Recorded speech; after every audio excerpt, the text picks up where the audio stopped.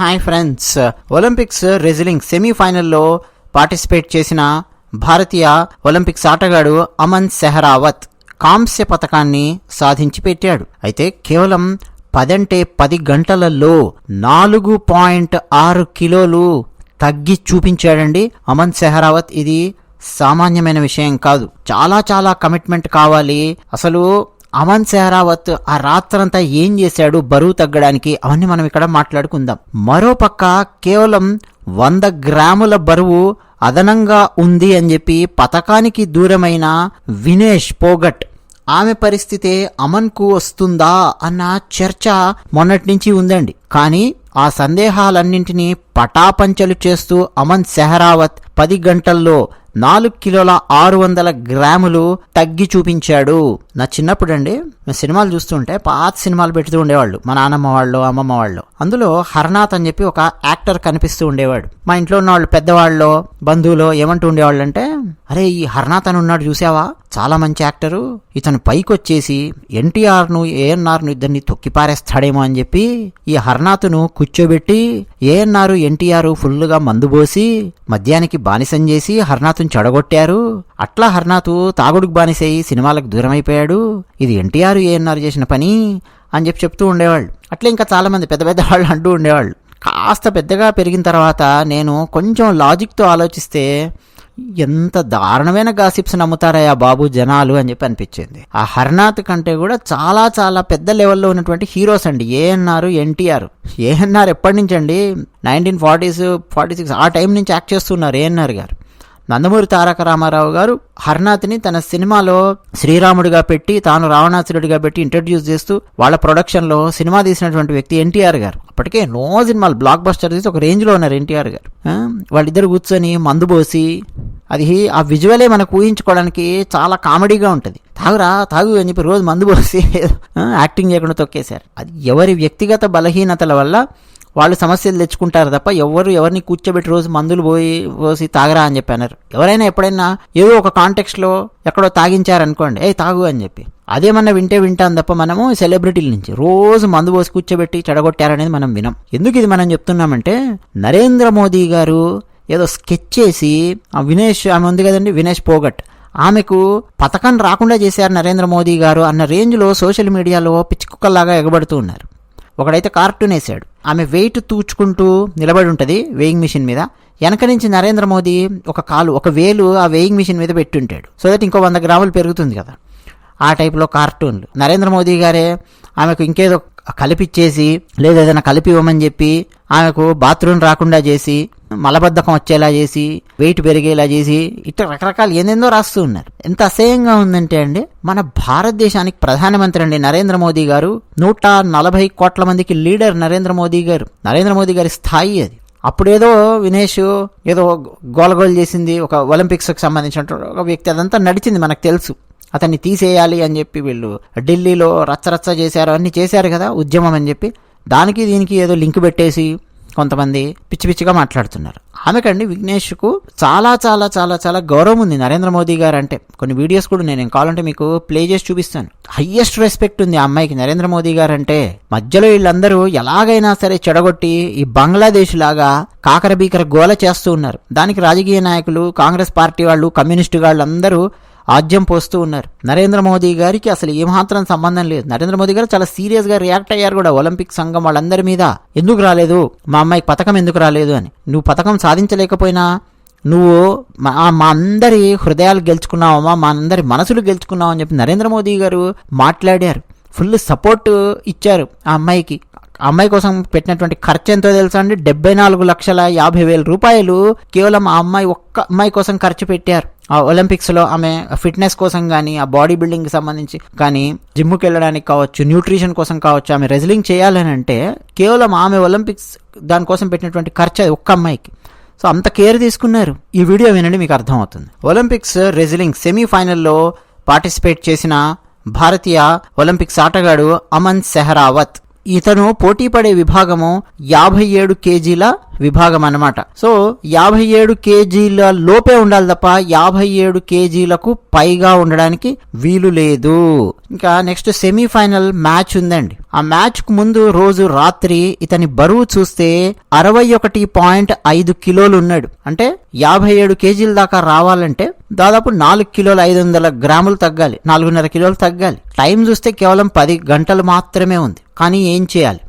అతని పక్కన ఉన్నటువంటి అతని కోచ్లు జగ్మందర్ సింగ్, వీరేందర్ దహియా కోచ్లు ఉన్నారు, పక్కనే న్యూట్రిషన్ ఉన్నారు. ఇక ఎంత కష్టపడ్డాడంటే అండి, ఆ రాత్రంతా నిద్రపోలేదు. భారతదేశానికి ఎలాగైనా సరే పథకాన్ని సాధించి పెట్టాలి అన్నటువంటి తపన, నిద్రపోలేదు. మొదట అండి మ్యాట్ మీద 1.5 గంటల పాటు తన సీనియర్ కోచ్లతో తలపడ్డాడు. అంటే ఆ రెజ్లింగ్ చేస్తున్నప్పుడు కూడా కొంత ఎనర్జీ లాస్ అవుతుంది కదా, అందుకోసం అని చెప్పి దాదాపు 1.5 గంటల పాటు తన కోచ్లతో రెజ్లింగ్ చేశాడు. ఆ తర్వాత 1 గంట సేపు వేడి నీళ్లతో స్నానం చేస్తూనే ఉండిపోయాడు. తర్వాత రాత్రి 12:30 గంటలకండి జిమ్లోకి వెళ్ళాడు. ఇక కంటిన్యూగా 1 గంట పాటు థ్రెడ్మిల్ మీద పరిగెత్తుతూ ఉన్నాడు. ఇక ఫుల్గా అండి చెమటలు మొత్తం వచ్చేసేసి క్యాలరీస్ చాలా మటుకు బర్న్ అయ్యి మెల్లిగా బరువు తగ్గడం స్టార్ట్ అయింది. ఆ తర్వాత ఒక హాఫ్ అన్ అవర్ రెస్ట్ తీసుకున్నాడు. ఆ తర్వాత 5 సార్లు అండి 5 నిమిషాల చొప్పున స్టీమ్ బాత్ చేశాడు.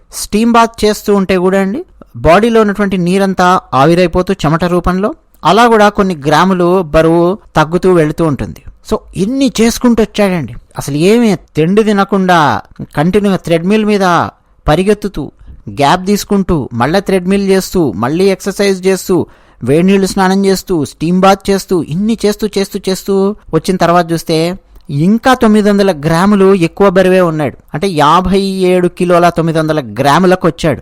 ఎలాగైనా సరే ఇంకా బరువు తగ్గించాలని చెప్పి అతన్ని కోచ్లండి అతన్ని కూర్చోబెట్టి అతని బాడీకి మొత్తం మసాజ్ చేశారు. Full massage. ఆ మసాజ్లో కూడా కొన్ని క్యాలరీస్ బర్న్ అయిపోతాయి. సో అట్లా మసాజ్ చేసి క్యాలరీస్ బర్న్ చేశారు. మళ్ళీ లాస్ట్కి జాగింగ్ స్టార్ట్ చేశాడు. జాగింగ్ 15 నిమిషాల చొప్పున బ్రేక్ తీసుకోవడం, 5 సార్లు పరిగెత్తడం, జాగింగ్. తెల్లవారుజామున 4:30 మళ్ళీ అతని బరువు చూస్తే 56.9 కిలోలకు వచ్చాడు. అంటే 57 కిలోల కంటే కూడా 100 గ్రాములు తగ్గాడు. ఉండాల్సినటువంటి వెయిట్ కంటే కూడా 100 గ్రాములు తక్కువగా ఉండేలాగా ఇవన్నీ చేశాడండి రాత్రంతా.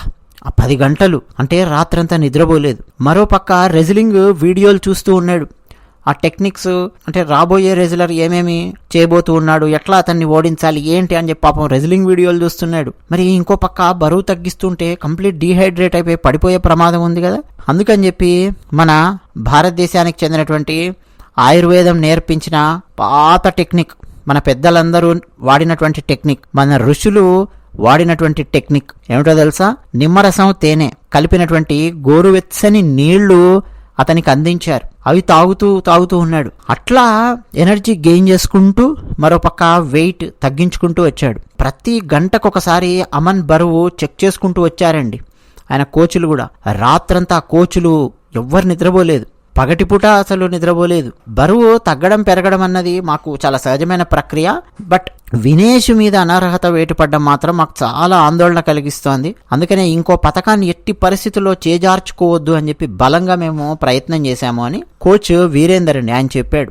సో నిద్రపోకుండా ఒక మనిషి రెజ్లింగ్ ఆటలో దిగి పార్టిసిపేట్ చేయడం అంటే ఎంత కష్టమండి. అన్నట్టు భారతదేశం తరపున అతి చిన్న వయస్సులో దిగినటువంటి భారత అథ్లెట్ గా, ఒలింపిక్స్ లో పతకం గెలిచినటువంటి అథ్లెట్ గా చరిత్ర సృష్టించాడు అమన్ షెరావత్. అయితే అమన్ విషయం ఒకసారి పక్కన పెట్టి వినేష్ వైపుకు వెళదాం.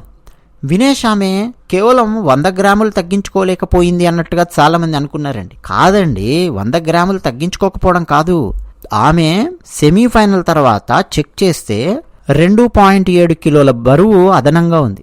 ఆమె దిగినటువంటి పోటీ ఏమో 50 కేజెస్ బౌట్లో దిగింది. 50 కిలోల వెయిట్ ఉన్నటువంటి వాళ్లతో పోటీ పడే దాంట్లో దిగి 52.7 కేజెస్ ఉందన్నమాట ఆమె ఆ సెమీఫైనల్ మ్యాచ్ తర్వాత. సో మళ్ళొకసారి ఆమెను గంటకు ఒకసారి బరువు చెక్ చేస్తూ ఆమెకు కూడా సేమ్ ట్రీట్మెంట్ ఇచ్చారు. ఆమె కూడా పాపం రాత్రంతా నిద్రపోకుండా చెమట రోడ్చి కష్టపడి స్కిప్పింగ్ చేసింది, థ్రెడ్మిల్ మీద పరిగెత్తింది, స్టీమ్ బాత్ చేసింది, రన్నింగ్ చేసింది, ఆఖరకు తన జుట్టు కూడా కత్తిరించుకుందండి. జుట్టు చాలా ఎక్కువగా ఉంటుంది అమ్మాయికి. మీరు కనుక ఫొటోస్ చూస్తే సెమీఫైనల్ మ్యాచ్లో కనుక మీరు చూస్తే చాలా ఎక్కువ జుట్టు ఉంటుంది. ఆ జుట్టు కూడా కత్తిరించుకుంది. కానీ సరిగ్గా మళ్ళీ ఒలింపిక్స్ టీం వాళ్ళు ఒక టైంలో వచ్చి మళ్ళీ చెక్ చేస్తారు కదండి.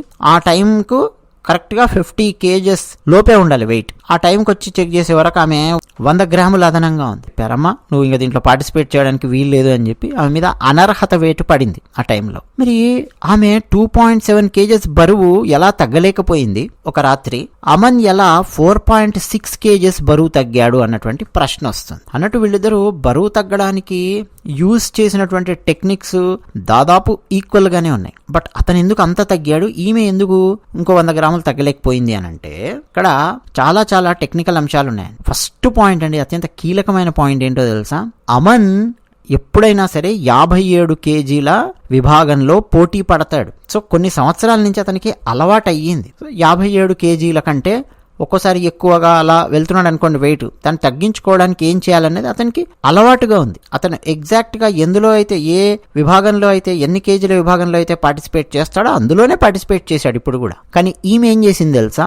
ఈమె జనరల్గా పార్టిసిపేట్ చేసేటటువంటి విభాగం వేరు. ఈమె ఈ సంవత్సరం 53 నుంచి 50 kgల విభాగానికి మారింది. 53 kgs విభాగంలో పార్టిసిపేట్ చేయాల్సిన ఆమె 50 kgs కు మారింది. నిజంగా ఆమె బరువు 56 నుంచి 57 kgలు ఉంటుంది. మరి 56 to 57 kgs ఉన్నప్పుడు ఈమె 53 kgల విభాగంలో గనక పార్టిసిపేట్ చేసి ఉంటే ఆమెకి ఈ అనర్హత వేటు, ఈ సమస్యలు వచ్చేవి కావు. కాకపోతే అక్కడ 53 kgల విభాగంలో పార్టిసిపేట్ చేస్తున్న ఇతర దేశాలకు చెందినటువంటి రెజ్లర్స్, చాలా స్ట్రాంగ్ రెజ్లర్స్ ఉన్నారు. సో ఈమె మొత్తానికి 50 kgల విభాగంలో పార్టిసిపేట్ చేయాలి అని చెప్పి బరువు తగ్గుకుంటూ వచ్చింది. ఒరిజినల్ బరువు ఏమో 56 to 57 ఉంటుంది. మరి 56-57 బరువు ఉన్నప్పుడు ఈమె 53 kgs విభాగంలో పార్టిసిపేట్ చేసి ఉంటే ఆమె ఈజీగా 3 to 4 kgs బరువు తగ్గుతూ ఏదో ఒక రకంగా మేనేజ్ చేసుకుంటూ వస్తుంది ఒక 2-3 వారాలలో. సో 53 kgs అయితే ఆమెకు సమస్య వచ్చేదే కాదు. బట్ ఇప్పుడు ఏమైంది, 50 kgs విభాగంలోకి వచ్చే వరకు ఆమె శరీరము ఆ బరువు తగ్గుదల కోసం అనేది సహకరించలేదు. రెండో విషయం అండి, ఏజ్ ఫ్యాక్టర్ చాలా కీలకం బరువు తగ్గాలనుకున్నప్పుడు. అమన్ షరావత్, అతని వయస్సు 21 సంవత్సరాలు. అతని బాడీ వేగంగా రెస్పాండ్ అవుతుంది బరువు పెరగడానికి కానీ తగ్గడానికి కానీ. మజిల్ మాస్ బిల్డ్ చేయాలన్నా కానీ, మజిల్ బిల్డ్ చేయాలన్నా కానీ శరీరము రియాక్ట్ అయ్యే వేగం ఎక్కువగా ఉంటుంది. బట్ ఈ అమ్మాయి వయస్సు 29 సంవత్సరాలు. సో 29 సంవత్సరాల అమ్మాయి ఏజ్, ఆ శరీరంలో వచ్చే మార్పులు అవన్నీ చూస్తే కొంచెం స్లోగా ఉంటుంది. 21 years ఏజ్లో ఉన్నటువంటి అమన్ వెయిట్ తగ్గడానికి, 29 years వినేష్ వెయిట్ తగ్గడానికి మధ్య ఆ స్లోనెస్ అనేది ఉంటుంది. స్లోనెస్ అంటే ఏదో సంవత్సరాలు నెలలు అని కాదు. ఆమె నాకు తెలుసండి, ఇంకొక రోజు సమయం గనక ఉండి ఉంటే డెఫినెట్ గా ఆమె ఈజీగా తగ్గి ఉండేది. ఆ ఒక్కరోజు సమయం దొరకదు మరి ఒలింపిక్స్ లోపల. అదే కష్టం కదా, అన్ని మ్యాచెస్ అన్ని కూడా షెడ్యూల్ అయ్యి ఉంటాయి, టైము, డేట్స్ అవన్నీ కూడా. ఇది సమస్య అండి. ఈ రెండు కీలకమైన కారణాల వల్ల వినేష్ వెయిట్ తగ్గలేకపోయింది. అప్పటికే ఆమె 2.7 kgs బరువు తగ్గాల్సినటువంటి వ్యక్తి కష్టపడి 2.6 kgs తగ్గింది బరువు, కానీ ఇంకా 100 గ్రాములు తగ్గలేకపోయింది. సో మొత్తానికంటే ఈమె అనర్హతను సవాల్ చేస్తూ వెళ్ళారండి, అప్పీల్ చేశారు కదా, court of arbitration for sport అని చెప్పి అంటారు, కాస్ అని చెప్పి అంటారు. సో వాళ్ళు తమ నిర్ణయాన్ని ప్రకటించబోతూ ఉన్నారు. నిజానికి అండి నిన్న శనివారమే కాజ్ నిర్ణయం తీసుకోవాలి, ఆమెకు రజత పథకం ఇస్తారా లేదా అని. ఎందుకంటే ఆమె ఫైనల్స్కి వెళ్ళింది కదా, నేను సిల్వర్ మెడల్కు అర్హురాల్ని అని చెప్పి ఆమె అప్పీల్ చేసుకుంది అనమాట court of arbitration for sport లోపల. సో ఇంకా వాళ్ళు దాన్ని పెండింగ్ పెట్టారు. ఈమెకు మరి సిల్వర్ మెడల్ ప్రకటిస్తారా లేదా అన్నది మనకు తెలియదు. దానికోసం అండి అందరూ వెయిట్ చేస్తూ ఉన్నారు. కానీ ఈ లోపల రకరకాలుగా అండి సోషల్ మీడియా లోపల నరేంద్ర మోదీ గారి మీద విషం చిమ్మినటువంటి బ్యాచ్లు ఉన్నాయి. ఎంత దారుణం అంటే నరేంద్ర మోదీ గారు ఏం చేస్తారండి, ఆమె 100 గ్రాములు తగ్గలేకపోయింది, నరేంద్ర మోదీ గారు ఏం చేస్తారు, ఏదో కావాలని చెప్పి ఏదో ఆమెను బయటికి తరిమేశారు, మెడబట్టి బయటికి తరిమేశారు అన్న రేంజ్ లో రకరకాలుగా విషం నింపి పెట్టారు సోషల్ మీడియాలో. ఎవరైనా సరే మెడల్ వస్తే ఆనందపడతారు. నరేంద్ర మోదీ గారికి ఆనందమే కదండి, ఆమెకు గోల్డ్ మెడల్ సిల్వర్ మెడల్ వస్తే ఫుల్ ఇండియా ఖుషి అవుతుంది, నరేంద్ర మోదీ గారు కూడా ఖుషి అవుతారు, అమ్మయ్య మెడల్ వచ్చింది ఇంకోటి అని చెప్పి. అంతే తప్ప వేరేవన్నీ రాజకీయాలు తీసి పులిమి పిచ్చ వేషాలన్నీ వేస్తున్నారు. అవన్నీ తప్పండి, చాలా లో లెవెల్లో ఆలోచిస్తున్నారు కొంతమంది. అది విషయం. ధన్యవాదాలు.